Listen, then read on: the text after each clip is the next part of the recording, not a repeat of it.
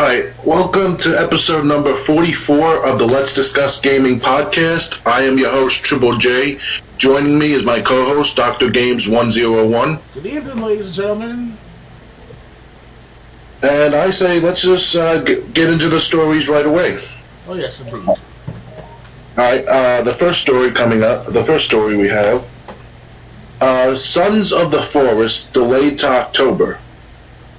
Night Games has announced that its upcoming survival game, Sons of the Forest, has been delayed from its original May release window to October. This news comes by way of Night Games' own Twitter, where the studio announced that its vision of the game is too ambitious for it to hit its May 2022 release date. The team needs more time to bring its vision to life, and it's taking an additional 5 months to do just that. As you can see in the tweet above, Night Games included a quick snippet of video showcasing some things in Sons of the Forest, including what appears to be a dazed NPC, the protagonist eating a raw fish, a log shelter being built, a target being unfolded, and more. The last we saw of Sons of the Forest was a December trailer that showcased how terrifyingly brutal the survival game is, with some sequences appearing to be straight-up horror. Sons of the Forest builds upon the forest's survival mechanics, which includes collecting materials to craft shelters and build hunting tools, finding and foraging food to keep you alive, and more. Night Games' latest looks like a treat for fans of the genre. We'll all find out this October. Are you excited about Sons of the Forest? Unfortunately, I haven't looked into that specific game. I think you mentioned it in the last podcast, though, in our last episode, right? That there was supposed to be another game coming out sometime this year with the ID on Xbox, or that's just this is actually for independent, independent studio. I do remember the ID at Xbox segment, but I don't remember Sons of the Forest being mentioned in that segment. Because it sounds like an indie game at first, like the Night. Yeah. Well, let me look up Night Games, see if we can find out what they've done in the past. Night Games.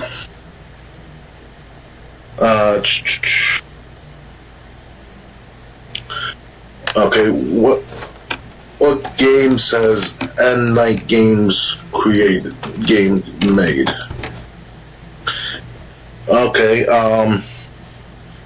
yeah, they are an indie developer. I mean, they made one other game back in 2018, which is The Forest. Okay.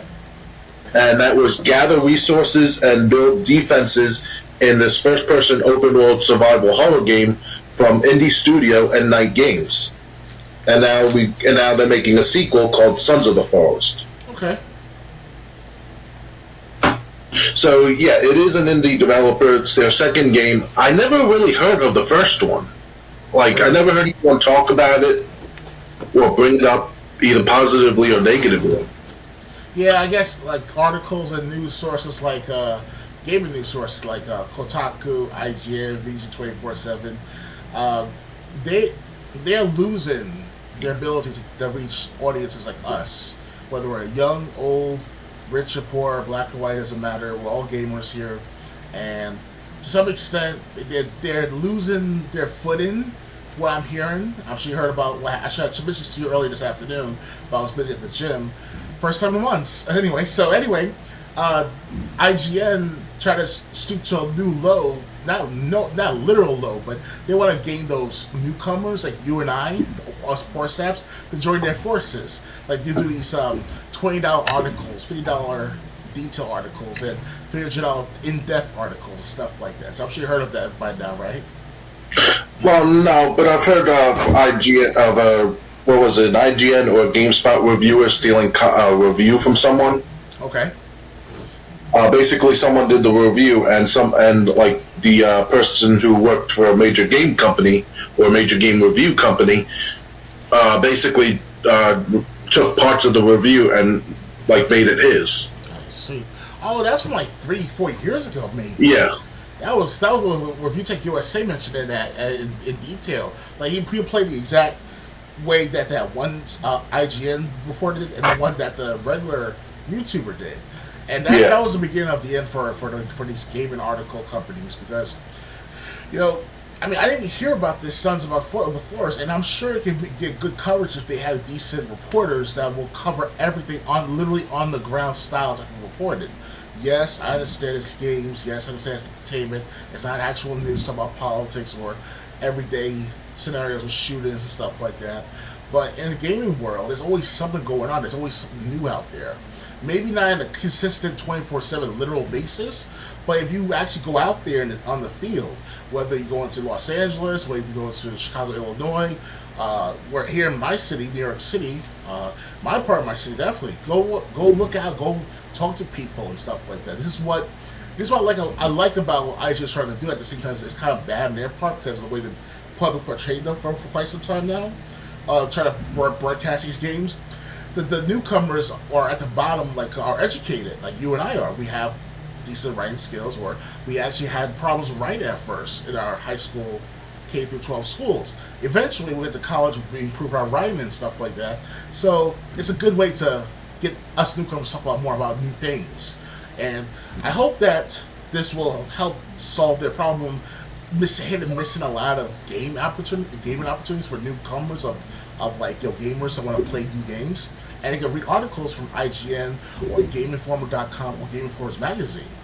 And I hope IGN will still stick to this risk for a few more months, and then bring new generation of reporters and editors too, if possible. Yeah, that's another reason I wanted to cover this game. One, we never heard of it. We never heard anything about it. At least I don't remember even covering this game before. So that's why I wanted to bring it up, just to see what people would think when they hear about this game. Yes. The one thing that will separate us from other game podcasters out there, if we bring up something that no one else brought up.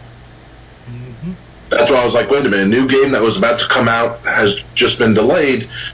No one's talking about this game. Why don't we talk about it?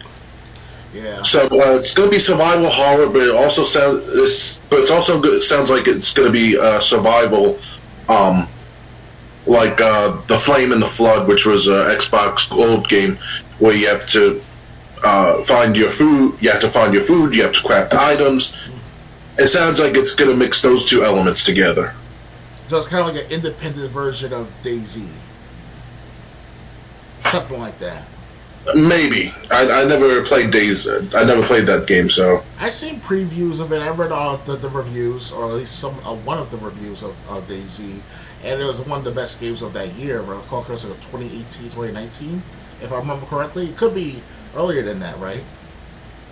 Yeah, it's not too recent, basically. Yeah, and I know I should have actually looked into the matter of looking into the DayZ game myself. I do have a copy of it on my computer, on my Xbox, excuse me, and I'll get to it sooner or later, hopefully. Because these survival horror games, depends on what survival horror is to some games. Right. Like I look at survival horror when it comes to Resident Evil, and not the survival of like making your food in detail-oriented fashion, or how to heal yourself like that Metal Gear Solid 3 Snake Eater. Because when Snake got damaged by the boss, his mentor, she beat the shit out of him, broke his arm. And it's so detailed, you can fix your own arm, you can stretches, you got the lacerations, all that stuff. It was that detailed. And then when you got shot, you had to dig the bullets out with the knife, and then you had to use the suture kit. Oh yes, indeed. Yeah, there's poison too. After a while too, that can help be affecting your body as well. You have to know how to use what medicines for that matter too. Right.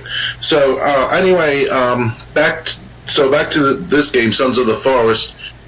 It sounds if it has survival horror elements, but elements where you basically have to craft things to survive, and it does those things together, I'd be interested in seeing that. Because I can't think of any game in the past that's done both of them. I just hope it does both well. Right. Anything else to add, or ready to move on? Yeah, I'm ready to move on. All right. Next story. Kirby and the Forgotten Land had the biggest UK launch in the franchise. Kirby and the Forgotten Land had a big launch in the UK, and that's usually a great sign for a game as we wait for US numbers and others to be released. Sometimes a week or so after a game's launch, Nintendo will publicly reveal how much a game has sold, like it did with Pokemon Legends Arceus in February. While Nintendo hasn't yet done that for Kirby's first full-featured 3D debut, GamesIndustry.biz reports that it landed at the top of the UK box charts in its first week, beating out what likely is its biggest release week competitor, Tiny Tina's Wonderlands, which came in second. In fact, GamesIndustry.biz reports that Kirby and the Forgotten Land had the biggest launch ever for a Kirby game in the UK, selling 2.5 times the number of copies in its first week as the previous best, 2018's Kirby Star Allies. This is actually Kirby's first top spot debut too. With less than a full week on the market, Kirby and the Forgotten Land is already the 5th best-selling Kirby game in the United Kingdom. Elsewhere in UK video game sales, Ghostwire Tokyo, which also launched the same week as Kirby and Tiny Tina's Wonderlands, debuted in the 11th spot. So what do you think of the success of Kirby and the Forgotten Land hitting such big numbers in the UK? Good job to that game maker of Kirby. It's Nintendo. Yeah, Nintendo, obviously. I keep forgetting about Nintendo. It has sole creation, sole ownership of Kirby. And it's like 25, 30 years now since the first Kirby game on the Game Boy, if I recall correctly. Or Nintendo. Altogether, yeah. And I heard... They had Kirby's Adventure on Nintendo. Yeah, and speaking of Kirby, did you know that the first game... Not first game, but the game on the Game Boy original, the cover art of the Kirby on the cartridge, the Kirby was supposed to be pink, not white, as white on the cover. Oh yeah, I've seen the cover so many times, but Yeah. I've never been like, wait a minute, Kirby's a pink ball. It never registered with you. Yeah, I didn't know about this until my confidant, my gaming confidant, they call him Enjoy Gaming. That's his old name, but anyway, Enjoy Gaming explained to me in a manner where they found some way to try to put in the color, but it's too late. So there's oops on their part, right? This is back in the 1990s, so. Yeah, just I have to bring it up now that I think about it. In WWF No Mercy on Nintendo 64, if you saw Taz in a cutscene wearing his 13 shirt, it was yellow when it was supposed to be orange. Oh wow! You could obviously just go back in the costume editor and change the color, but it was so weird that he was wearing a yellow shirt when he's always worn orange. Oh yeah. In any company, and. So I guess it's one thing that's really hasn't changed. But yeah, so Kirby, I played a little bit of the Super Nintendo game. I played the Wii game, Kirby's Return to Dreamland. Mm-hmm. I've enjoyed it. So I think, and I've seen, we saw the trailer for Kirby's and the Forgotten Land, which you could turn into a car and stuff like that. Definitely. Congratulations, Nintendo. Hopefully Kirby has the same success here in the United States that it seems to have in the United Kingdom. Yeah, there's gotta be good positive coverage and positive reviews and positive feedback from the gamer or the regular everyday gamers of Nintendo. So, I'll be one of the positive upbringings too of the matter. I'll be like, yeah, this game was good. I'm certain of it. So yeah. It's one of the few reasons I wish I had a Nintendo Switch, basically. That, Marvel Ultimate Alliance 3, and now all the courses coming out for Mario Kart 8 Deluxe. Speaking of Nintendo Switch's system, I heard that Skyrim's going to be on that system too, I heard. It was like 3 years ago. It was like 3 or 4 years ago, like the first season of Switch that came out. Well, still, even 3-4 years ago, that's like 2018, 2019, yeah. And Skyrim was out in 2012. Yeah. Everyone wanted Skyrim on the Nintendo Switch, or not everyone, but the hardcore Nintendo fans, Well, if they want it, why not give it to them? Definitely. I mean, think about it, that's really, if you put it on the Switch, it's the only way you could play Skyrim on the go. Yeah, definitely. I would definitely consider the fact of buying a Nintendo Switch for Skyrim as well as a great add-on too. So yeah. All right. So anyway, good job, Nintendo. Hopefully, you see the same success with Kirby and the Forgotten Land here in the United States. I guess we'll check in a couple weeks and see if sales figures have been released between now and the next podcast to find out if Kirby does continue being successful. Anything else to add? I just cannot wait to see how Kirby's going to be like in the next, for the next, what's it called, the 40th anniversary right now? Because right now we're at around the 35th. No, I think wasn't it 35th? Yeah, 35th already. Yeah. Yeah. So you kind of want to see what Kirby's going to be doing when it's time for the 40th. Yeah, or if not the 50th. I can wait that long. Well, we're young enough. I mean, 15 more years? Maybe a year or two less? Something like that, yeah. All right, ready to move on? Yes. Okay. Next. Sony unveils new PlayStation Plus options that combine Plus and Now together. PlayStation has finally pulled back the curtains on its heavily rumored relaunch of PlayStation Plus and PlayStation Now. As I expected, it combines Plus and new benefits. Spread across 3 tiers: PlayStation Plus Essential, which is the cheapest, PlayStation Plus Extra, which is the middle, and PlayStation Plus Premium, which is the most expensive. One of these is basically what Plus has been for years. At the same time, the other 2 add in Now's backwards compatibility features. All 3 tiers launched this June, although PlayStation did not reveal an official release date. Here are the 3 tiers. PlayStation Plus Essential provides the same benefits that PlayStation Plus members are getting today, such as 2 monthly downloadable games, exclusive discounts, cloud storage for saved games, and online multiplayer access. There are no changes for existing PlayStation Plus members in this tier. Price for PlayStation Plus Essential remains the same as the current price for PlayStation Plus. In the US, it's $9.90. In the United States, it's $9.99 a month, $25 a quarter, or $60 a year. So basically, Xbox Live prices. Europe, it's $8.99. It's £9 a month, £25 a quarter, or £60 a year. In United Kingdom, it's £7 a month, £20 a quarter, or £50 a year. In Japan, it's 850 yen a month, 2,150 yen a quarter, or 5,143 yen a year. PlayStation Plus Extra, which basically is going to be the. Is that good? No. This is the middle one. The one before was the cheapest one. Benefits. Provides all the benefits from the Essential tier, but also adds a catalog of up to 400 of the most enjoyable PS4 and PS5 games, including blockbuster hits from our PlayStation Studios catalog and third-party partners. Games in the Extra tier are downloadable for play. Here's the price for PlayStation Plus Extra. In the United States, it'll be $15 a month, $40 a quarter, or $100 a year.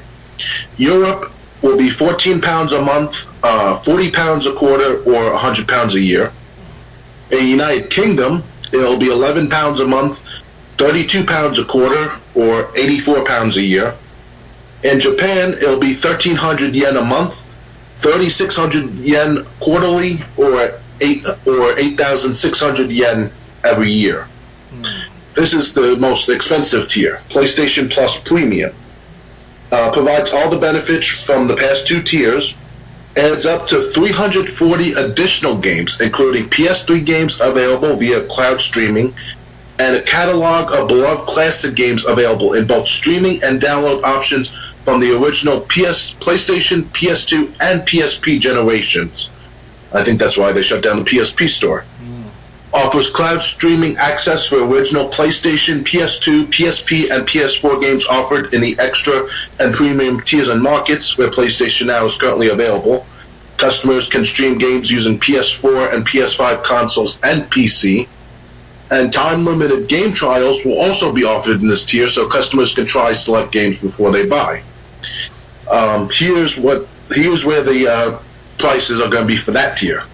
$18 a month in the United States, $50 a quarter, or $120 every year.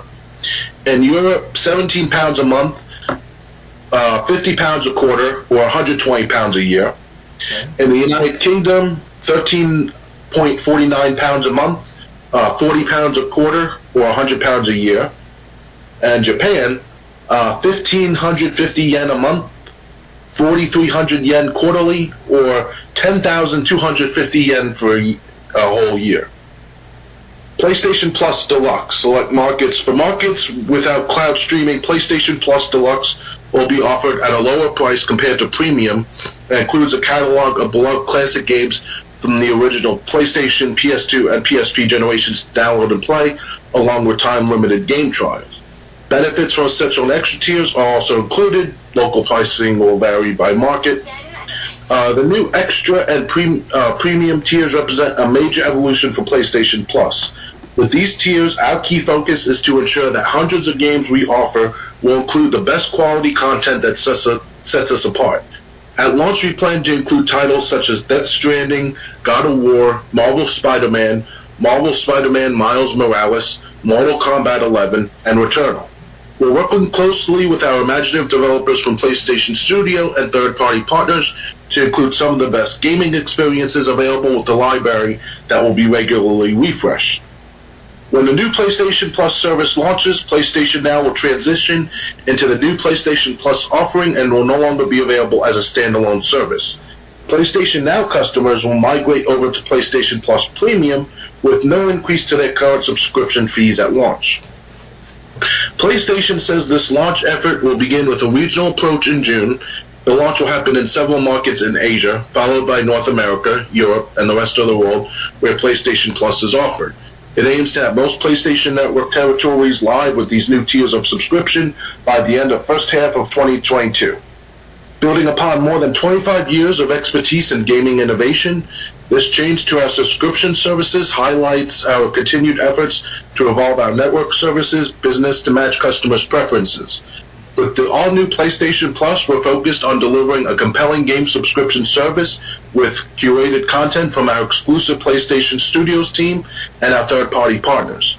The newly enhanced PlayStation Plus will enable our fans to discover and engage with more content than ever before and deepen their connection with the PlayStation community through shared experiences. What do you think of these PlayStation tiers? They tried to copy off of Microsoft, and they blew it. Review USA, he's right about one thing. They blew it. And what happened is that they were doing so well selling the PlayStation Plus, but they got so greedy now to act like Microsoft. Now it's like, I want to get a PS5, but I think I should stick with my Xbox One S, you know? And it's like, I really want to get that PS5 at one point. Now it's like, maybe they have second thoughts. Because now it's like, I have a capture card. I have my equipment to record. Why on earth do I have to pay another, $30 more a year at least of recording PS2, PS3, PS4 games? No, I have a capture card for it too. I mean, you have to be more. It's not just recording. It's also the ability to play PS or PlayStation and PS2 games and PSP that you don't have. But I just read on, if I recall correctly, I read from a CNBC article, and you mentioned it somehow, some way too, that they are trying to sell the ability to record or stream your old titles, or if you want to buy the titles first and then record a stream. Oh. Yeah, if I recall correctly. They want to sell you the game again whether or not you already have it. Exactly. But there's a loophole right. You just get a capture card. I mean, right. they can't because the TV output on the gaming capture cards. So they don't have no control of the TV market. But for now. But at this rate, I think it's possible because everything's being digitized, money's being digitized, NFTs, Bitcoin, cryptocurrency, and the like. It's all coming to fruition by people who predicted this many years ago. From Peter Schiff, who was an economist, in Austrian economics, I should say. Austrian economics is some form of laissez-faire capitalism version of an economy. So what Peter Schiff, Mark Farber are saying that this is it. This is what's coming. This is the shift what we lived up to. Hell, the GameStop fiasco from last year, that was unexpected. I mean, us younger guys were getting smarter in the market. We're not stupid. We're not uneducated. Yes, we're not from Harvard. We're not from Yale or those big Dartmouth colleges, whatever you want to call them. But we actually read, we actually study, we actually did the work in school. Some of us were not, don't care. That's fine. But the rest of us, we're like, hey, this is our opportunity to make something in this life. And I want to get back on the with the PlayStation Plus thing. They messed up. They could have just stuck with the regular PS Plus, and they have an ownership to the market to make people buy PS5s, no matter what. And I was one of those guys. I was like, hey, the next time I get my benefits, or next time I work again, if I find part-time work, odd jobs especially, like I work for like $50 here, $100 there, maybe $25 there, gather all that and buy the PS5 right then and there. But now it's like, yeah, I'm not gonna hold off on my money right now and just wait until it's cheaper, as well as they just blew it. Like I'm not gonna spend an extra $30, $40, $50 a year, or at least a month in total of the year to record or stream PS2 games. You gotta be kidding me. Well, I mean, also you gotta.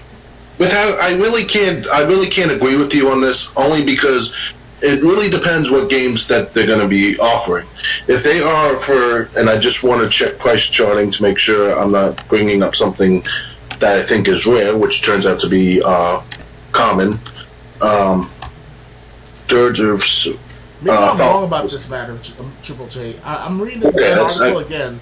They're saying that you can stream a game, but if they're going in regards of like what Xbox do with Twitch, then it's going to be like, what's the trade-off with that matter? Like I'm being analytical, overthinking about that statement I read on the article just now or this afternoon, but it comes to like question like, okay, why is it that I can't just buy a PS2 game at GameStop for about $5 at the loose bin, like $5 game here, $5 game there, Well, you could. It just depends what games. It just depends what games we're talking about. That's the point I actually wanted to make. Okay, sure. I checked on Dirge of Cerberus, Final Fantasy VII for PS2. I got 2 copies of that. That game, you got 2 copies? Yes, indeed. Why don't send me one? Well, we'll wait until 30 years from now, until it's very hard to find. Then we can make money all together. Well, on price charting, it has a loose price of $12. So, but the thing is, the point I was going to make is, it depends what games they offer in their service. Okay. If they just throw in common shovelware PS2 games that no one cares about, then you're right. It's going to be a scam. Well, not a scam, but it's not going to be as great as it sounds at first. Yes. But if they're throwing in games that are like $20, $30 level, like The Punisher, The Warriors, just to name a couple, maybe people who have never played I want to get those games back, because I never beat them, and I sold them, and I kind of wish I hadn't now. But people who never played those games, who only heard about them, if they can get those games and try them out first, maybe that's something that people, maybe it'll be beneficial to those people who want to try these games. But like it really depends on what games are going to be available. If they throw in anything that you can get out of the $5 bin, I agree. What's the point? Mm-hmm. Ready to move on? Yes. Yeah? I'm ready. Okay. Next, The Legend of Zelda Breath of the Wild sequel delayed to spring 2023. Nintendo has delayed the sequel to The Legend of Zelda Breath of the Wild to spring 2023. This news comes by way of a video shared by Nintendo on Twitter. The Legend of Zelda series producer Eiji Aonuma reveals that the development team needs more time to make it as special as Nintendo wants it to be. Here's what Aonuma says in the video in full. Quote, "Hello, I'm Eiji Aonuma, producer on the Legend of Zelda series. I have an update to share on the launch timing of the sequel to The Legend of Zelda Breath of the Wild. We previously announced that we were aiming for a 2022 release for this game. However, we have decided to extend our development time a bit and change the release to spring 2023. For those of you who have been looking forward to a release this year, we apologize. As previously announced, the adventure in the sequel will take place not just on the ground as in the previous game, but also in the skies above. However, the expanded world goes beyond that, and there will be an even wider variety of features you can enjoy, including new encounters and new gameplay elements. In order to make this game experience something special, the entire development team is continuing to work diligently on this game, so please wait a while longer. That's all for today's announcement. Thank you." End quote. The video shared by Nintendo also features footage from the sequel with at least one new shot. Unfortunately, Nintendo did not share an official name for the game, still referring to it as a sequel to Breath of the Wild. Since its announcement, that's how Nintendo has referred to the game, and fans eagerly await the reveal of its title. It's probably going to be Breath of the Wild 2. Only time will tell when that will be, and it sounds like we'll be waiting a little longer than expected to find out. What do you think of the Legend of Zelda Breath of the Wild sequel? It's already been 5 years since the first one, man. Time is flying, man. I haven't had a chance to get the Switch yet. It's already a second Zelda game already. Sequels. Like, it's hard to keep up, man. It really is, because the older you get, well, not as of this moment, this speeds up a little bit, in life. But in your 30s right now, it's like, it's the best time to game.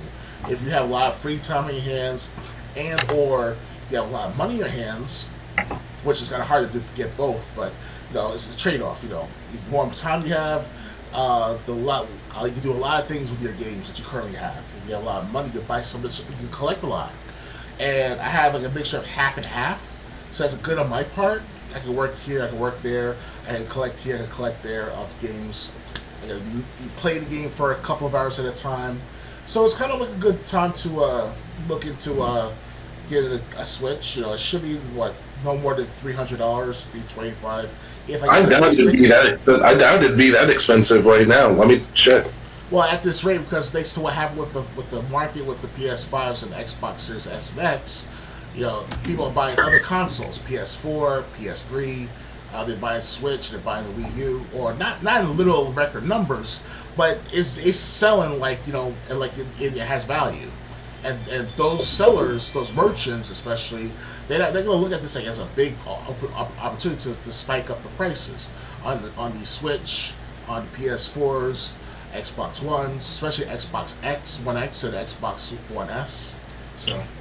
Well, you're right about actually like the big sellers, GameStop, Amazon, Walmart. They're selling it for like $300. Yep. I see other stores like Stock and Best Buy selling the Switch Lite for like $200. Okay. So basically, it depends if you want to get the Switch or Switch Lite. Right. And I think that was the whole thing about the Switch. Like, is the $100 drop in price, gonna make you go out and pull the trigger on getting the Switch? Anyway, Zelda. Like I said, I'm pretty much willing to bet that this new sequel is going to be Breath of the Wild 2. If they need another year or however long to make the sequel better, as great as they want it to be, I'm always for that.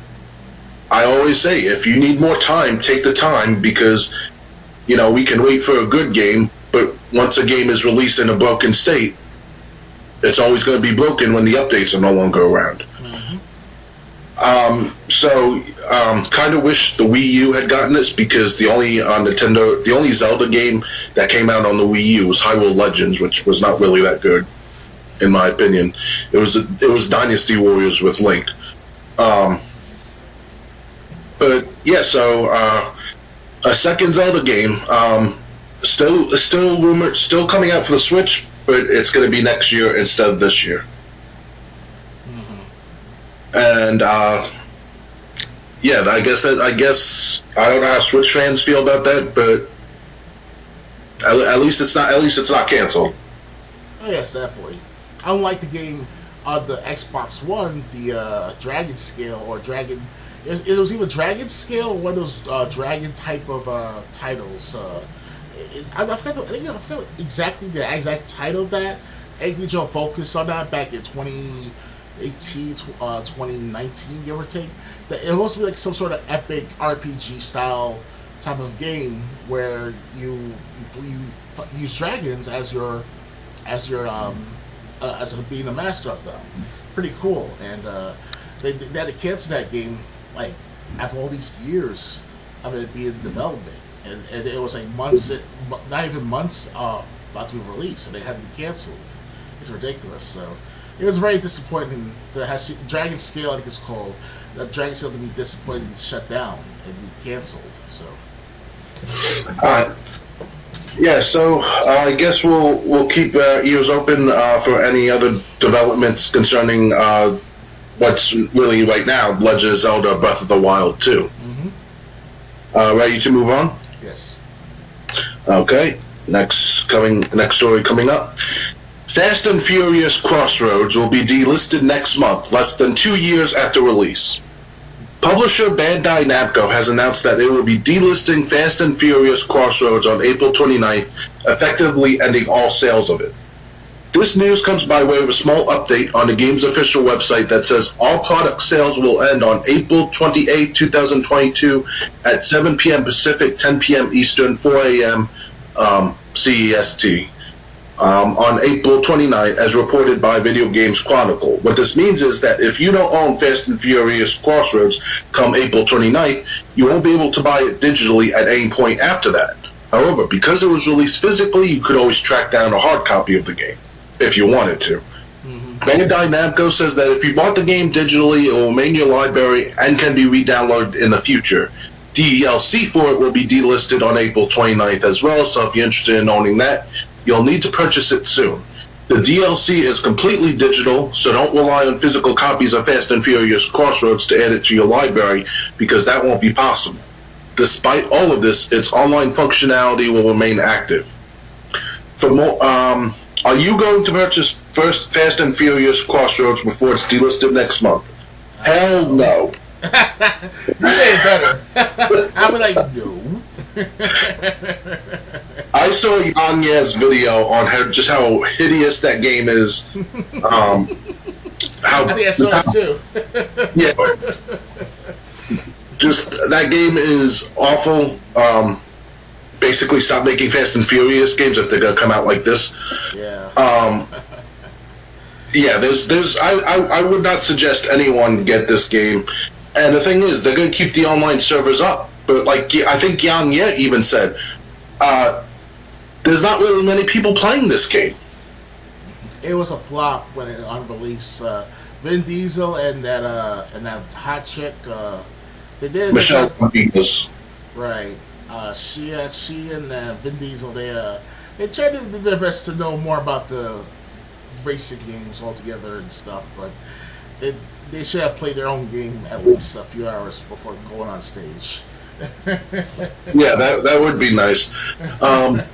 So it make them look like underprivileged, like about what they try to give to their racing gamers, Yeah, I just remember Yang Ye when he reviewed it. I watched like the whole video he made on it. There was not anything he liked about this game, from the gameplay to the graphics to the voices. I heard it was Xbox 360 graphics. Yeah, that's about right. Xbox 360, maybe Wii graphics even. That's even worse if it's Wii. I mean, yeah. So, Fast and Furious, Crossroads. I'm just surprised they're keeping the online open. But I don't really see many people playing it online even now. Yeah. So it's kind of like, why don't you just call a loss and just shut it off completely? Mm-hmm. But yeah, Fast and the Furious, Crossroads, bad game. If you haven't played it, don't get it. If you want to know how bad it really is, I'll shout out Yang Ye on YouTube. He did a video covering it pretty well in depth. Mm-hmm. And this is one game that's just being put to rest, I guess. Yeah. Anything else to add? It's a game that's gonna be very forgotten in the distant future. So. Okay. Yeah. Before we move on, I've seen other Fast and Furious video games, and none of them really are even that good. I mean, like, there were Fast and Furious games like on the Wii, and they were maybe not this bad, but they were still bad enough where not many people would want to play them. Yeah, bringing a movie into an actual game itself is horrible. Like Indiana Jones, for example, the Indiana Jones for the Nintendo 64. Now that was a horrible review. Not total horrible, but it was down like the 50%, 40% percentage approval already rating up in the matter. So yeah, it's movies to games. It's bad idea, but games to movies, it can be a good product. Like for example, even though Resident Evil live action movies weren't all that good as far as like to the gamers, but there's a mixture of both the movie and gaming culture groups. They actually like the movies of Resident Evil. So that's me. I still have to say, Apocalypse, Extinction, Afterlife. Even if you don't want to watch all 6 movies, watch those 3. If you still need it after those 3, then you at least saw the best movies of the series, in my opinion. Don't forget about the trilogy movies of Degeneration, Damnation, and Vendetta. Those weren't live action; they were CGI. Well, not live action, but like CGI. Excuse me, I'm sorry, but you know what I mean. Like these are movies that come from the video game, so it's kind of like you expect that to happen in great numbers, like they were on the first Resident Evil movie back in 2000, 2001. So yeah, something like that, maybe even 2002. Yeah. I have to ask, there was an Indiana Jones game on Nintendo 64? Last time I checked, yeah, I actually read the review of it on a Game Pro magazine. If I recall correctly, it's Game Pro. It's definitely not Game Informer, but it's definitely Game Pro. And they have awesome reviews ratings back in the 1990s. I don't know how they did it exactly, but it's so intriguing as a gamer when I was like, 10, 12 years old, when that 1980 issue I had. I wish I kept on to it. It was beautiful. It had NFL Blitz coming out. It was Perfect Dark and GoldenEye and stuff like that. Reviews and what ifs and stuff like that. It was all mixed in together. Now in today's world, Game Informer is only the big headshot, distributed in big circulation of physical magazine distributions, not digital. Yeah. So Game Informer is still hanging in there very well, by the way. But they also went with adapted to the times and went digital as well. Of course, yeah. But the old school gamers, like you and I are, like we will read the magazines, and if we share with our sons or our daughters or nieces and nephews, they'll be the new generation to pick up on the print style of these magazines. I'm keeping on to my my magazines like these, like the Cyberpunk one. I guess I'll put this in the sleeve as well. So, as you can see on camera, right here for people to see. So. Well, Dr. Games 101 might be hanging on to his Game Informer magazines. My Game Informers are for sale. I have them from like 2009 to 2016, maybe 2007, because there was a preview for Mario Kart Wii in one of them. Okay. When Mario Kart Wii was just the working title, that wasn't even the confirmed title yet. So if anyone's interested in buying these Game Informers, but it might be a little expensive because shipping these magazines aren't cheap. Even shipping them media mail. Yeah, media mail can be a bitch. Well, it's not so bad. It's definitely cheaper than first class and priority. It just takes longer. Yes, a lot longer. But it's cheaper than first class and priority. Definitely. Now think about it. If you got two magazines and you don't use media mail, you're going to be using priority. And priority bills, even though it's 2 to 3 days, guaranteed, you're still going to spend at least $15, $10. I don't think 15, maybe 10, depending. Because you also got to look at the size of the Game Informer magazines. Now they're like the size of comic books. Really? Because the one I have, Game Informer, is 8.5 by 11, or 8, well, like that. When I stopped getting Game Informers, they had started coming out like they were the size of comic books. Before that, they were normal sized magazines. I didn't know about that. I could have sworn, coming from Game Pro, Game Informer, for how many decades? At least 15 years up until now, they always had the letter size magazines. Let me see. I could. What happened? You still there, my friend? Yeah. I have all my Game Informer magazines over there. I was just checking to see if I could get one that was the smaller size, and then get one of a normal size that I could show you. Right. Anyway, back to Fast and Furious Crossroads. Just, yeah, it's bad, and I'll be checking out a review, see if I can find a review of that Indiana Jones game on Nintendo 64 after this podcast. But Lego Indiana Jones on the Xbox 360 was great, on the other hand. Okay. Yeah, the original Indiana Jones on the N64, that was a gigantic flop, but it's kind of like an equivalent to the movie style X versus Severus, something that good of a movie, but didn't make it to the people's eyeballs so vividly, so kind of like that almost. Ready to move on? Yes. Okay. Next, Vampire the Masquerade. Blood Hunt exits early access on April 27th. 22 is shaping up to be a noteworthy year for Vampire the Masquerade fans. In addition to the May 19 launch of the narrative RPG Swansong, we now know that Blood Hunt, the free-to-play battle royale, will exit early access and launch in full on April 27th. The game first entered Steam Early Access last September, and 1.0 launch means Blood Hunt is also coming to PlayStation 5.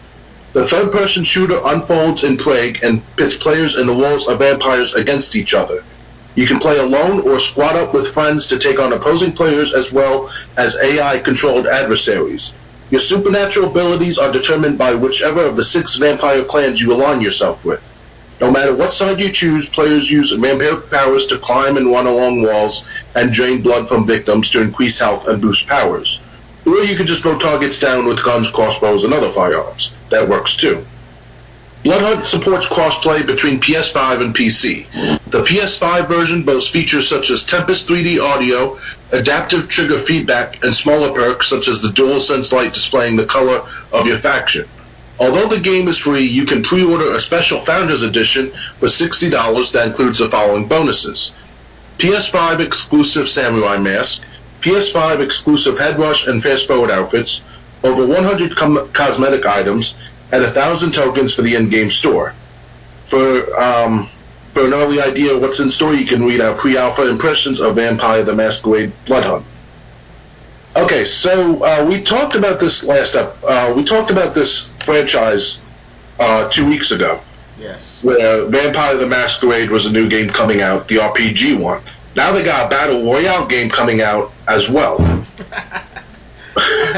It doesn't sound as serious of a game to begin with when you mentioned Battle Royale. But there are exceptions. There can be exceptions because I will admit I play Apex Legends. To those who have followed me on Twitter for the last 2 years, I put myself out there on a bad Apex Legends Battle Royale game for how many months and years, and it's a very good game. A 3-person squad against 19 other squads. You have a 1 in 20 chance to win.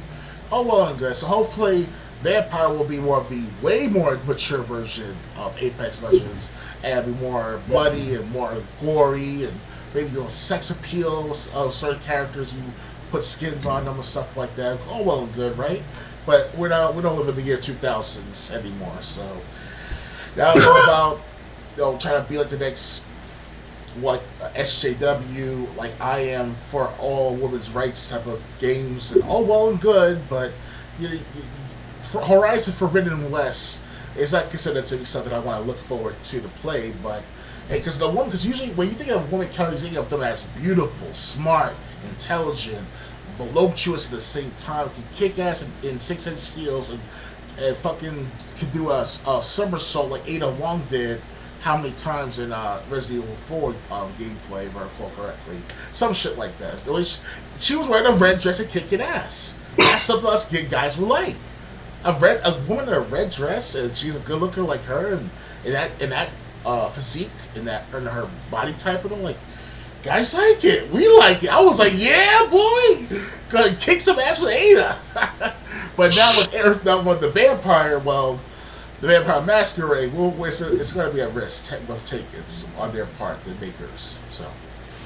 Okay, the RPG game we're both interested in. But I still have to get my Xbox Gold membership renewed. It's about to expire soon. Right. But after that, I would be interested in at least checking out Vampire the Masquerade. I guess since this game is the Battle Royale game is going to be free if it's out on Xbox. They only said PS5 and PC, but they did say Vampire the Masquerade's coming out on Xbox. Oh, nice, perfect. So, if this Battle Royale game comes out on Xbox as well, I'll definitely check it out since it's free to play. Now that's going to be crossplay too. I hope. Yeah. So, honestly, Vampire the Masquerade, an RPG game, dealing with other vampires and stuff, it's still something I'm interested in. I just hope it's not too much at one time for the developers. A free-to-play game and a full $60 release that they're working on. Anything else to add, or that's it? Well, if it's for on Xbox, I'll definitely will download a copy myself and see how it is too, especially the Battle Royale. All right, ready to move on? Yeah. Okay. Next, Earthworm Jim 2 and more games added to Switch Online in March update. This was written on the 31st. Cutting it close and making it just before the buzzer, Nintendo has released a March update for games being added to the Nintendo Switch Online service. Earlier in the month, F-Zero X was added to the collection of Nintendo 64 titles, as well as a trio of Sega Genesis titles, and now 3 more games are available for the NES and SNES library. Here's what you can load up and play right now if you're a Switch Online subscriber. Earthworm Jim 2 for the Super Nintendo. In this Water platformer released for the Super Nintendo console in 1995, you worm your way back into your super suit and take on the role of Jim, the Analord with attitude. This marks the first Earthworm Jim title be added to the Nintendo Switch Online service, and the sole SNES edition this month. If you're looking for a bonkers comedic platformer that reeks of the 90s, look no further than Earthworm Jim 2. Why did they not add the original for Sega Genesis if they did it too? Yeah. Next, Dig Dug 2 for the Nintendo. Dig Dug has decided to take a vacation on a remote island, but the Puka and Fygar won't give him the chance to rest. In each round, clear out the enemies by inflating them until they burst, or by digging up traps for them to fall into. But be careful that you don't get too close to their attacks or fall into your own traps. Dig Dug 2 is a departure from the original Classics arcade gameplay. You still have the ability to inflate enemies, but your goal now is to strategically demolish parts of an island to eliminate enemies. The NES version of Dig Dug 2 was originally released in 1989. And third, last but maybe least, Mappy Land for Nintendo. Ooh, Mappy. I have that on my PS2. Well, the Namco collection. Mappy the Police Mouse has prepared all kinds of wonderful presents for Mappy-Go and Mappy Jr., but the big cheese of the feline world, Nyamco, has ordered his clouder, Meowkies, to hide the presents through Mappy Land. This sequel to the Namco arcade classic Mappy was released on the NES in Japan in 1986, while North America received a localized version in 1989. Mappy Land resurfaced in 2015 for purchase on the Wii U Virtual Console. Are you planning to dig into any of these classic games? If so, which? I'll first go with Earthworm Jim by default for all the hardcore gamers out there of the 90s. And I wish I had more opportunity to play more back then. But obviously, I didn't have Super Nintendo. I had Super Nintendo, but I have the Genesis. And somehow, someway, there was like this weird feeling like Earthworm belongs to Genesis more than Super Nintendo. I know it sounds weird at first, but but something of that. Yeah, it's weird. The original was on Genesis, but I'm guessing the sequel is only on Super Nintendo. Yeah, that's where the home is at the time. And obviously, you mentioned something about Dig Dug. That's going to be a good opportunity to play that game again. But I already have that on my Namco PS2 machine, along with the first Mappy game, if I recall correctly. Because Mappy, in the Namco 1980s edition, if I recall correctly, it was about going on this trampoline on either side of the level. And there's like 3 different levels on that level. And you gotta avoid this big cat trying to kill you, and you're the mouse or whatever, I recall correctly too. But now you say there's a sequel of Mappy, and I did not know about that, and now I know. Yeah, I never heard of Mappy Land at all. Earthworm Jim 2, I'm not surprised. I never heard of it. I didn't know there was a sequel. But then again, it came out in 1995. In 1995, we were kind of getting into N64 PlayStation PS1 territory. We had kind of like moved away from Super Nintendo at that point. It's kind of like well, the very last Nintendo game was released in 1995. Of course, it was an unlicensed game, but those games that came out the last few years, no one really knows. That's why DuckTales 2 cost an arm and a leg online. DuckTales, woo! Yep. The first one you can still get for like $30, but the second one costs hundreds. So Earthworm Jim 2, I didn't know about it until just now. Dig Dug, again, I heard of Dig Dug. I didn't know that had a sequel. I never heard of Mappy Land. So, but I will say, good job to Nintendo for not forgetting your lower tier subscribers, because for so long it's been just Nintendo 64 and Sega Genesis, and the people that were paying the cheaper option were getting absolutely jack squat. So at least these games are coming for anyone who's a Switch subscriber, whether it's the cheaper tier or the more expensive one. Now maybe they can add, if it's not already up there, maybe they can add games like F-Zero for Super Nintendo. Yeah, that would be nice. I'm sure Switch subscribers would love it. I think I just bought, not just bought, but back at least 3 years now, I bought myself a copy of F-Zero, and it's somewhere right next to me somewhere, and it's still there.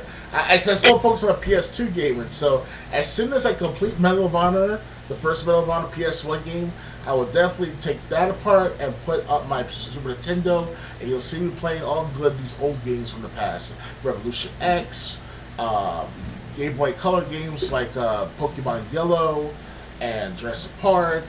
Back to the Super Nintendo, it's Well, what do I have? I think I bought one of the wrestling video games, with Doink the Clown and stuff like that. It's gonna be a blast.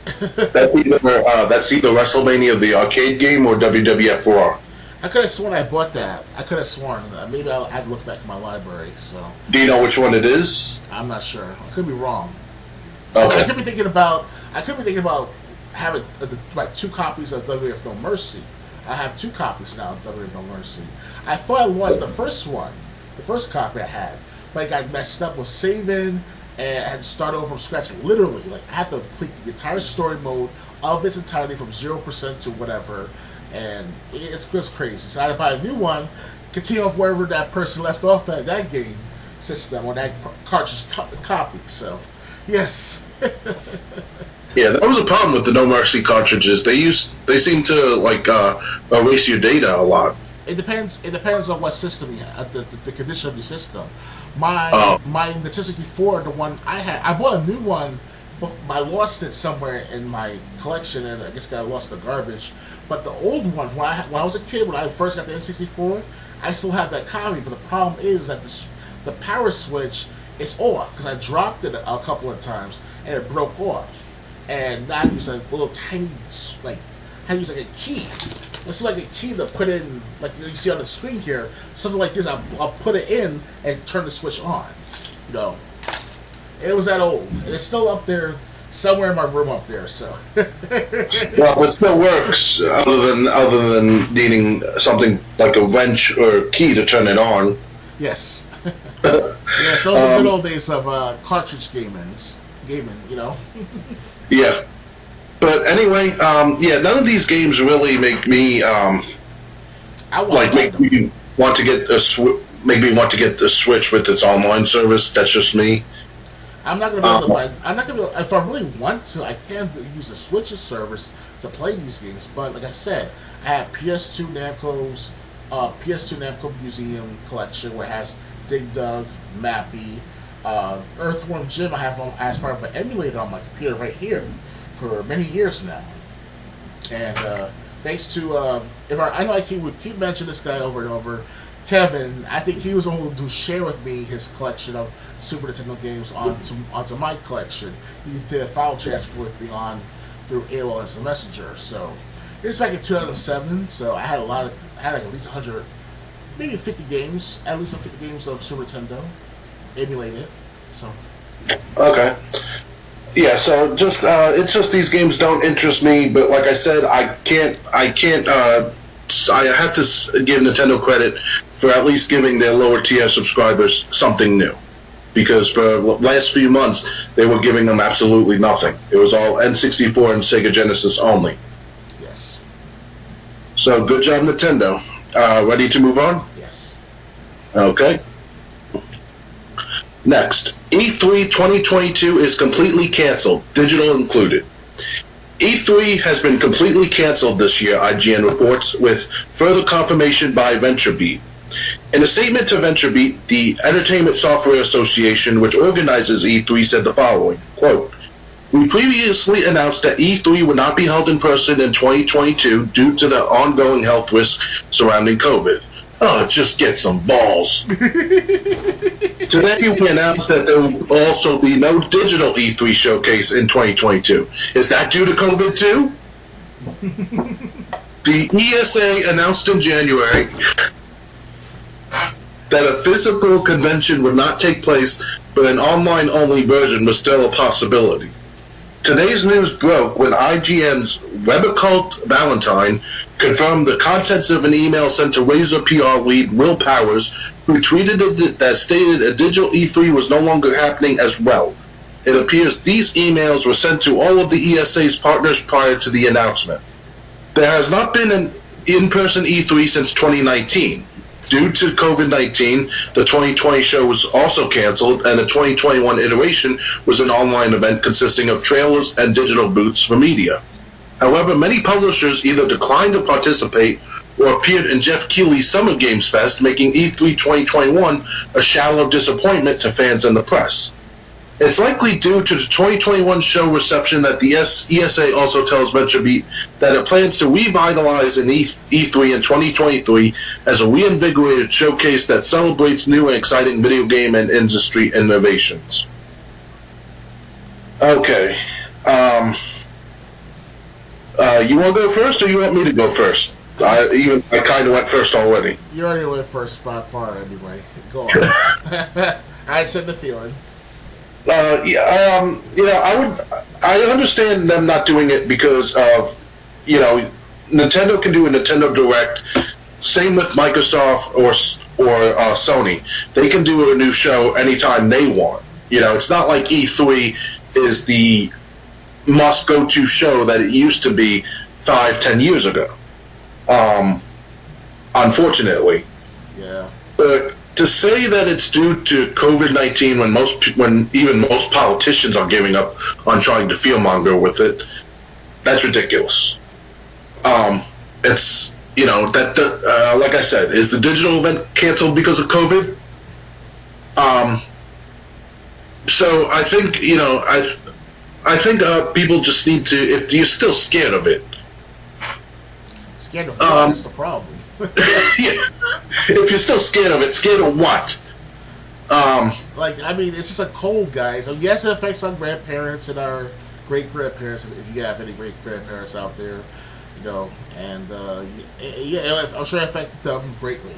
Because us young adults or regular adults up to this point now, we are just having colds and flus. That's about it, and we're still trucking.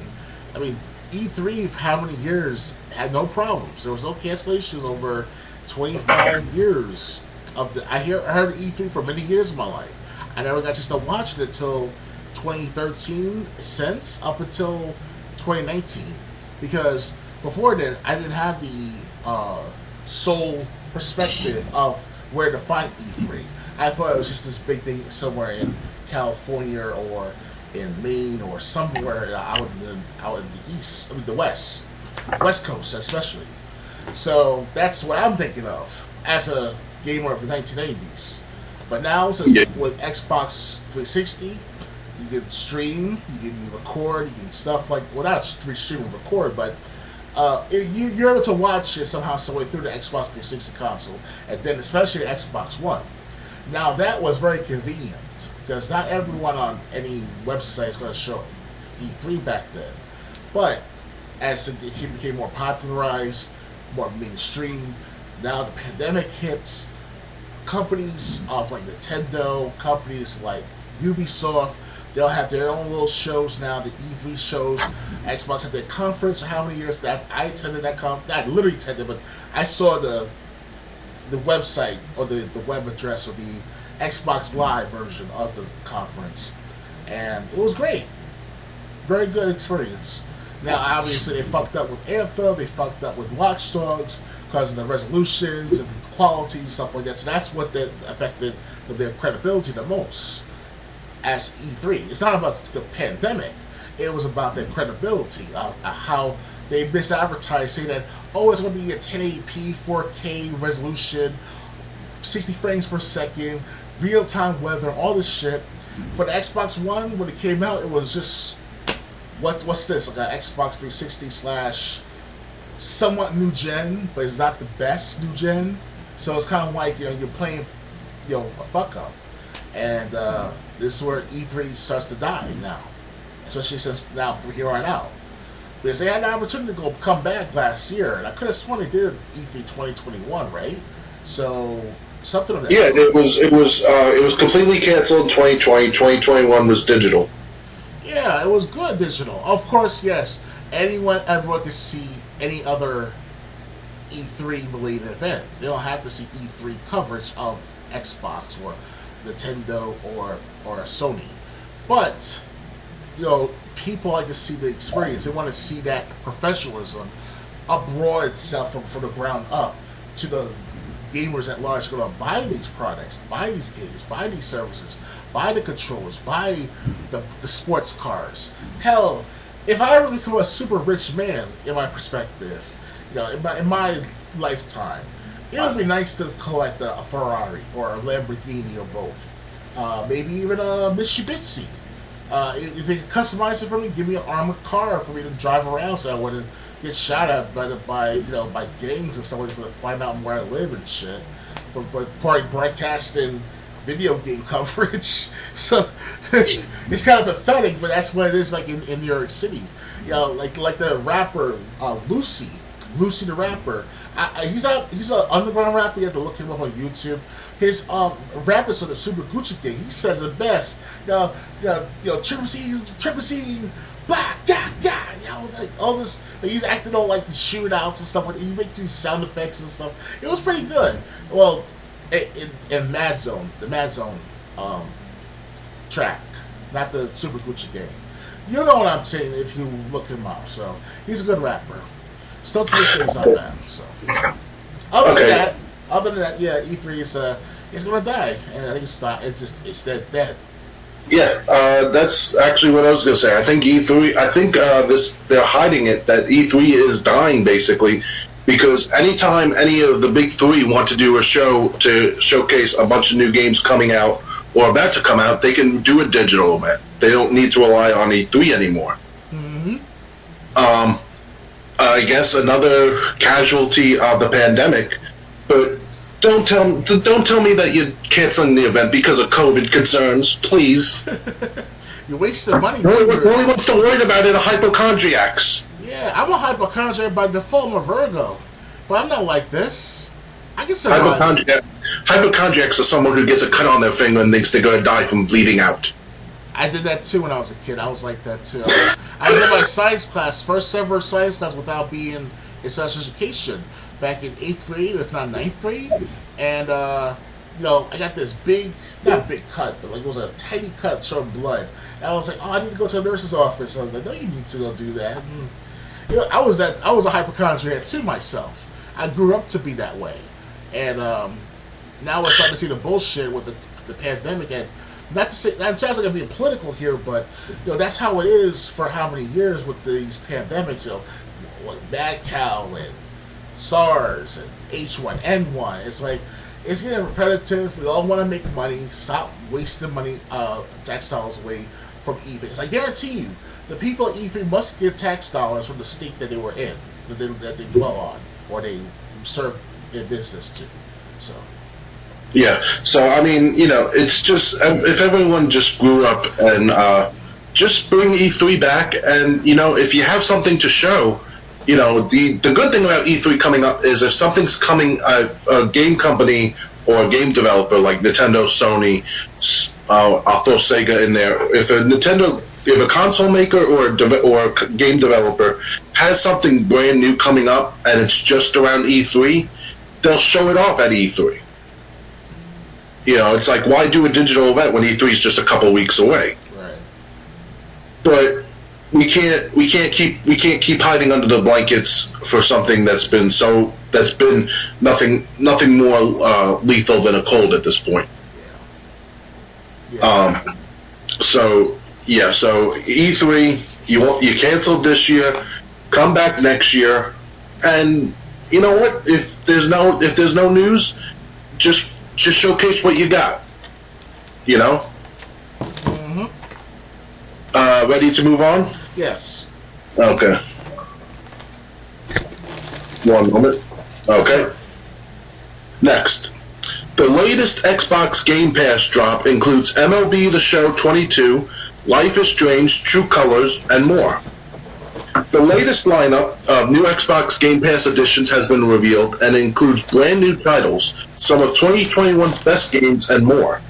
Revealed today in an Xbox Wire blog post, the latest drop includes 10 new games, with some coming to the cloud, some coming to console, some coming to PC, and some coming to all three. Here's what the lineup looks like this time around. MLB The Show 22 is coming to cloud and console. They said today, this article was written on the 5th. Cricket 22 came to cloud and console on the 5th. Chinatown Detective Agency came to all three on the 7th. Dragon Age 2 came to the cloud on the 7th. Plants vs. Zombies Garden Warfare came to the cloud via EA Play on the 7th. Star Wars Squadrons via EA Play came to the cloud on the 7th. Life is Strange True Colors is coming to all three on the 12th. That will be Tuesday. Panzer Corps 2 is coming to PC Tuesday. The Dungeon of New Hillbeck coming to PC on Tuesday. And Lost in Random is coming to all three via EA Play on the 14th, which will be Thursday. While these are new drops for Xbox Game Pass, there are some things leaving the service this month as well. MLB The Show 21, Rain on Your Parade, The Long Dark, and Pathway are leaving on the 15th, and on April 18th, F1 2019 will no longer be on Xbox Game Pass. Are you excited for this month's lineup of Game Pass titles? Well, I mean, Life is Strange 2, right? You mentioned Life is Strange True Colors? Life is Strange True Colors, it's another one. But but like I said, it doesn't have Chloe and Max, so. Well, the MLB. It's not their story. Of course. Well, what comes out to the Life is Strange, we'll download it for sake of collecting it. Because I'm still watching and playing the Life is Strange 1 with Chloe in it. You mentioned that girl's name as the main character from before. And but this MLB The Show, now, I'm not a big fan of baseball as I used to be. I mean, I remember watching the Mets games, the Yankees games, the Subway Series games. I kind of liked Tito Martinez's, baseball player himself. It's been years he's been retired from baseball. There's also A-Rod, guys like King Griffey Jr. from the 1990s, Mark McGwire. But we all found out Mark McGwire was a fraud in the MLB home runs. So I guess you could say for all that happening after 2010, 2011, when Mark McGwire admitted to all this stuff about faking just using drugs and stuff to enhance himself for those home runs. It kind of made me lose interest in baseball altogether. And it's like, what's the point of watching baseball to see these home runs knowing that it's not authentic, it's not made by pure hard work, and what the human body cannot endure pain and endure to get naturally enhanced through means of repetition and means of strengthening. You cannot get home runs like that, and other than you have to use steroids and stuff, Mark McGwire, we kind of looked up to them in our elementary school, Forest Road. I know I should have mentioned the name, but at my high school, my elementary school, but that's where I grew up. And our classes, our classmates, we looked up to these people. This is what these guys who are younger than us don't understand about Bill Cosby and maybe a little bit of Charlie Sheen, because he was in Platoon with Charlie Sheen last time I checked. Bill Cosby, he was the American Dad on stuff. Mark McGwire, he was the famous baseball player. We had literal role models, and we believed in them. We thought they were the authentic, natural, original leaders, original role models, male or female. Male especially, but definitely male and female. Serena Williams, I mean, surprisingly, she's maintaining, her stand. But she's not taking no enhancements publicly that we know of. So she's like the last of the Mohicans type of situation with the sports and athletes and stuff. So I don't know, man. MLB 22 is like, what's the point? Why should I play something that's, mundane? Okay, well, MLB The Show, how I am about sports games, it's all about just having a good day sports game. They're taking off MLB The Show 21, and they have MLB The Show 22. Mm-hmm. Okay. Life is Strange True Colors, I really didn't care about it. I'm more the guy wanting to see Return to Arcadia Bay, which would be the direct sequel to Max and Chloe's story. True Colors is just another person that was in the same universe, but they're getting their own story. Mm-hmm. The rest of the games I never even heard of. But yeah, so these games are coming to, if they haven't already come to Game Pass, they're going to be coming to Game Pass this coming week. Yeah, sometime this Wednesday or Thursday. Most of them are going to be there this Tuesday. Okay, the latest Wednesday. Yeah. So if you're interested in any of the Game Pass titles that I brought up, well, I also brought up the date that they'll be there. So, ready to move on? Yeah. All right, we only got a couple more stories. Fortnite, Ezio, and Eivor from Assassin's Creed hit the item shop this week. Ezio Auditor and Eivor Varensdottir from Assassin's Creed 2 and Brotherhood and Revelations and Assassin's Creed Valhalla, respectively, will be heading to Fortnite this week.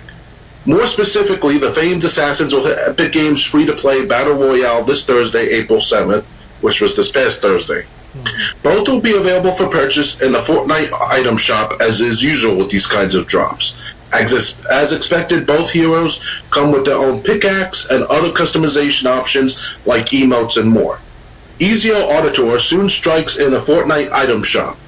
The Ezio Auditor outfit will become available in the shop starting this past Thursday at 8 p.m. Eastern. This outfit includes Ezio's Hidden Blade pickaxe, which only Ezio has the ability to wield. Equip this pickaxe by using the outfit's built-in Assassin's Strike emote. Eivor, on the other hand, features quite a bit more when it comes to customization.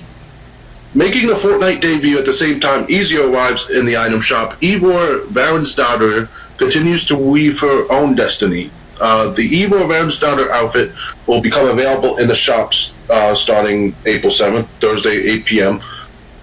Put on her hood with the outfit's cloak alt style.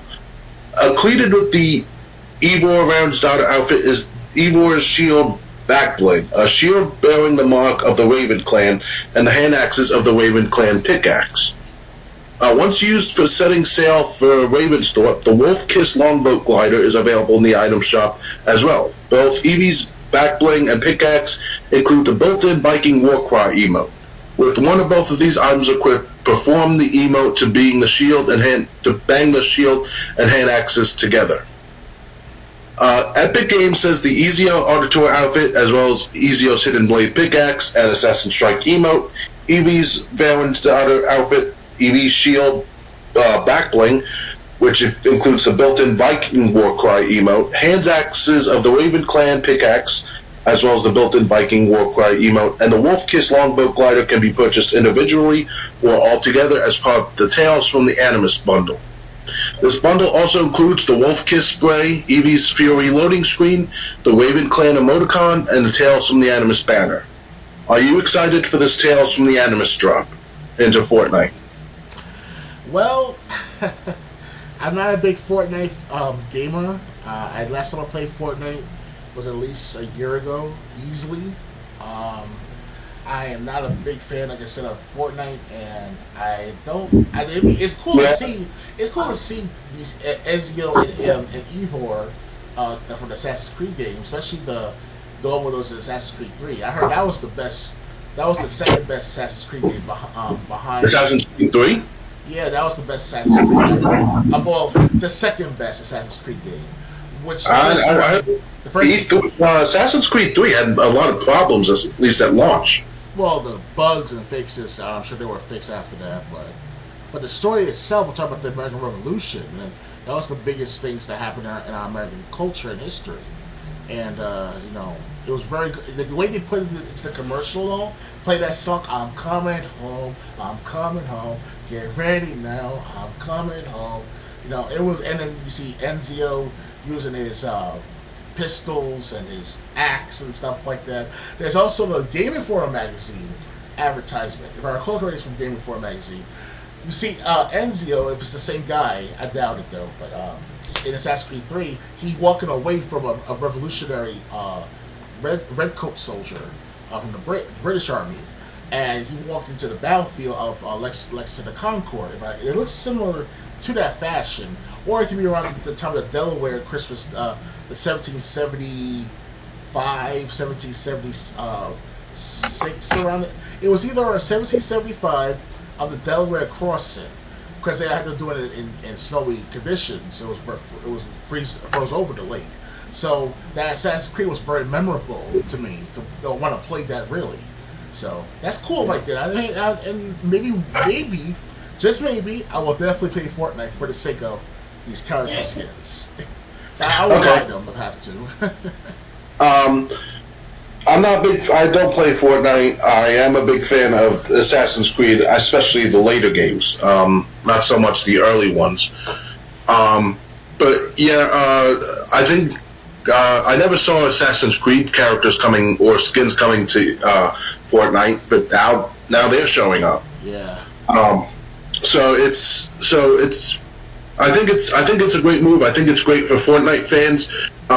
It's not going to get me to play Fortnite, but it's definitely surprising. If you asked me what franchise was going to join Fortnite next, I wouldn't have been able to even guess because we've seen a little bit from everything, especially with so much from Marvel. Yes. And now we're going to see Fortnite characters in there. Oh yeah. Anything else to add, or ready to move on?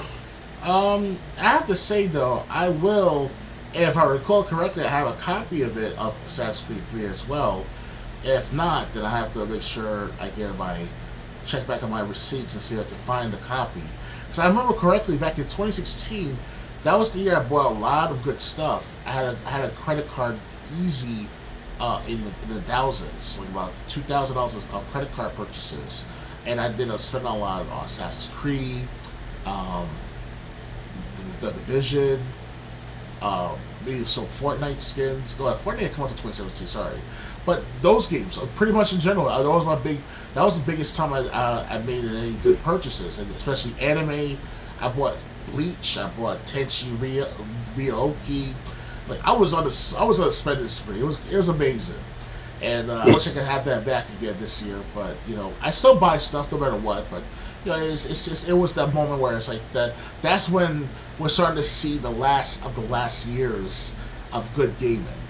And after what Miyazaki took over shit with the E3 and all and destroying the cyberpunk hype, it sucks, It's the worst time in gaming, in a sense. Well, some people would say the video game crash was the worst video game time in video gaming. Right. Of course, we weren't around for that. Thank goodness. we're screwed because we won't be able to afford. I mean, it might be cheaper as hell to buy the game itself, but the systems it's gonna be a tug of war because of the availability at the time. Right. Yeah, so, I mean, Assassin's Creed, I'm a big fan of the later games. I beaten, what was it? I can't remember which one it was that I beat Syndicate. There was Assassin's Creed Rogue I also beat. So, like I said, I'm a big Assassin's Creed fan. I'm just not into Fortnite. I know a lot, but the reason I bring it up, I know a lot of people are. Ready to move on? Yes, I'm ready. Okay. For the final story that we have tonight, Max Payne remakes are coming from Remedy Entertainment after striking deal with Rockstar. Remedy Entertainment is returning to the franchise that made the studio a noteworthy name in the game industry and will remake Max Payne and Max Payne 2: The Fall of Max Payne. The announcement comes with word that Remedy has struck an agreement with Rockstar Games to develop the remake. The deal is for Remedy to make one big remake encompassing both classic Max Payne titles. The game will be targeting a release on PS5, Xbox Series, and PC, and will utilize its Northlight game engine. Rockstar will be fronting the bill for development, which will be budgeted to be in line with a typical Remedy AAA game production, according to a press release provided by Remedy. Remedy will collect royalties on the game after Rockstar has recouped its funding from development and publishing. No release window for the project was given. Remedy CEO Taro Vertala remarked on the agreement, saying, quote, "We're hugely excited to be working with our partners at Rockstar Games once again for the chance to bring the story, action, atmosphere of the original Max Payne games back to players in new ways," end quote. Take-Two, the parent company of Rockstar, owns the rights to the Max Payne IP, and Rockstar itself developed Max Payne 3, which was released in 2012. Remedy and Apogee Software sold the rights to the series for $10 million in cash and stock shares in 2002, a year prior to the release of Max Payne 2. Remedy Entertainment's most recent games include Control, The Campaign of Crossfire X, and Alan Wake Remastered. The studio is currently developing Alan Wake 2, a multiplayer game with Tencent codenamed Vanguard, and a multiplayer Control spin-off. So, what do you think of these Max Payne remakes coming for only for, I guess, current-gen consoles and PC? I definitely will give it for the PS5 as a signature of itself of the Max Payne franchise on PS2. Now, I understand that, if I recall correctly, original Xbox came out back in 2002, and it transferred onto the Max Payne. The Max Payne put it onto Xbox later, but its home console it was PS2 of Max Payne, and I for one got both Max Payne and Max Payne 2, the fall of Max Payne, on me as part of my collection. So, and I also have Max Payne 3 as well too. But that's just like a Max Payne 3. I have to say, it's like a story of itself. Like there's no Mona Sachs, there's no Jack Lupino, there's no Vinny Gainetti, no Vladimir Lem. With Vladimir, you killed him later on in the second one. I hope they'll make a Max Payne 4 and promote that. Use Max Payne 4 around the time for the Max Payne remake sales to come in too. So I think what they should do first is do the remake first by default. I'm sure they're doing that right now, Remedy and Rockstar, and then months later they'll promote Max Payne 4, and people are like, yo, I gotta get Max Payne 3, I get Max Payne 4, because Mona Sachs, and we talked about this before, Triple J, Mona Sachs, there was 2 alternate endings, and in this endings, one of them was like she was dead after Max Payne kissed her, and in the hard mode, which I remember correctly now, she's still alive, and it's like, wow, that's pretty weird. And it's kind of like they could play any way they wanted for the 4th Max Payne. I literally even mentioned this stuff back in 2015, 16, or 17, saying that they should have a Max Payne 4, and predicted it too, and they can still make this happen. I wish I could go back in time and say to them, like, hey, make sure you include Max Payne's son, and maybe the second generation of Vinny Gainetti, because I'm sure they can do something shit like that. It'll be cool, very cool. And well, other than that, I'll buy the Max Payne game itself and use it as a collector's item. And I hope they'll not fuck up like they did with GTA Trilogy. That was fucked up. Like, how can you just let that happen? Like, you had years upon years to make remakes of GTA San Andreas, and Right. I'm not saying that it's their fault entirely, but they knew that at least since GTA 5, they're gonna have to make a remake for the 25th anniversary or the 20th anniversary of Grand Theft Auto 3, or at least the what's it called, the 15th or 14th anniversary of San Andreas. So I guess you could say that as long as they learn from their mistakes of GTA Trilogy, they can create a full-fledged game and not create no day one patch or an update patch, wherever, on these games, and it'll be fine. They'll make money. So. Okay, I have to say, as much as I love the Max Payne series, as much as I would love to hear Max Payne 4, I'm not going to be getting the remastered. I already got the first Max Payne over here. The second Max Payne's over there. I'm still playing them, but put that over there. But at the same time, it's well, I don't even have one of the consoles. Like I said, it's PS5, Xbox Series, and PC only. So I'm not going to be getting one of these consoles that's so hard and expensive to get, and then get a couple of games, even if it's in a pack that I already have. You know, Max Payne 4, I would definitely want to buy, if it ever comes out. I don't think they're gonna make it because it's kind of like where would they go with the story? You know, many people didn't like Max Payne 3. Yes, you're right. So I mean, and I don't think they could. I haven't beaten Max Payne or Max Payne 2, but I don't know if they could go anywhere with that story. Mm-hmm. You know, so you would probably get Max Payne doing his job in Max Payne 3 if there was a fourth. Yes. So yeah, but if they're going to make a remake for the current gen consoles, PS5, Xbox Series, and PC, don't do what you did with Grand Theft Auto 3, the awful edition. Yeah, so the white rain and the glitches, the flying cars and shit, that didn't make any sense at all.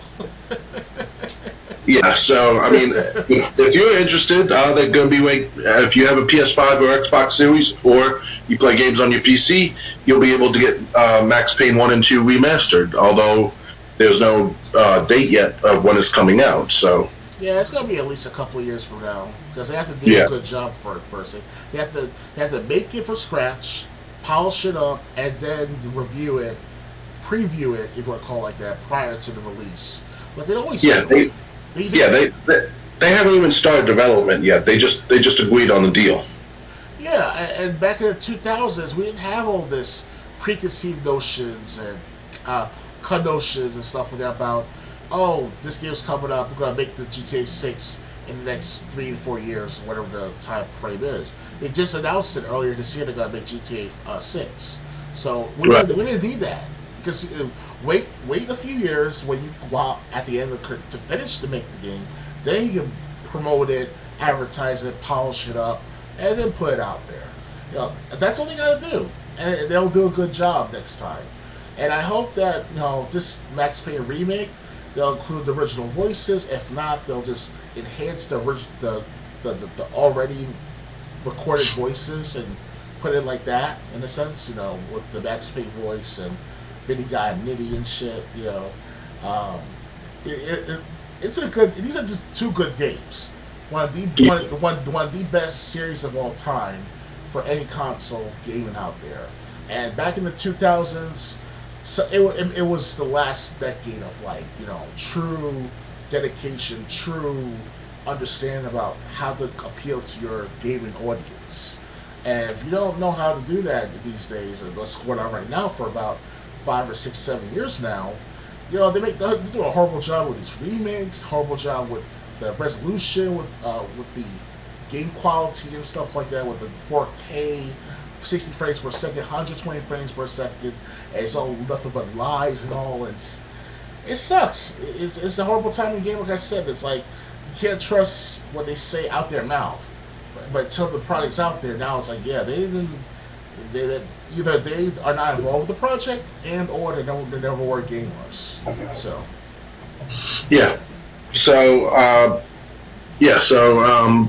basically that's it. That's what we think on Max Payne, and that's all the things we have to talk about tonight. Do you have any news stories you want to bring up before we end things? I would like to say this though, is that games like Call of Duty Modern Warfare 2019, they finally fixed that. To those who are well aware of my last video, it's not recent, but it's about at least 2 months ago, a month and a half ago, I made a video about saying that we should bring back Call of Duty and stuff like that, and we should post to blow crap up with the C-130s, the Juggernauts and stuff like that. They finally fixed it to some degree, a great degree, but it's okay for now. But this is what I'm talking about. Like, it's all about these last-minute patches, these last-minute updates, last-minute tweaks of the game, and to where Nerf guns and stuff like that. It's a mess now, and you guys stop making games every year from now on. You have to do it at least 3 years from now on. So that way, every game has a detail-oriented story, a rich story, of rich graphics, rich presentation, good storylines, plot twists, plot endings that are very unexpected. I wasn't expecting Black Ops Cold War to end the way I saw it at the end, and that because Black Ops Cold War, that was the one of the most anticipated campaigns I've actually did to experience of any Call of Duty game. Because I did play Black Ops 1, Black Ops 2. I played Ghosts, well, the multiplayer at least of the Ghost game. You name it, Infinite Warfare even. So and Modern Warfare 1, 2, and 3. So it's I'm still gonna have to get. I got World at War. I played that, recorded earlier last year for you guys. So yeah, and another thing too, if I can mention this too, Triple J, is that I'll be doing my War Antics second video sometime around, I would say, between the 24th and early May. Between 24th and early May, because I get like a week's worth of vacation off from my schooling. So be aware of that. Yeah. Okay. All right. So this has been episode number 44 of the Let's Discuss Gaming podcast. Episode number 45 will happen in 2 weeks on April 23rd at 9 p.m. We'll be starting at 9 p.m. Eastern. If you're watching this on Twitch, please check the About section of my profile. You'll see BitChute, where I do Let's Plays, and you'll also see my price charting store where I sell old and new video games. So hopefully we'll see you in 2 weeks. Until the next time I'm on Twitch, good night. Goodbye.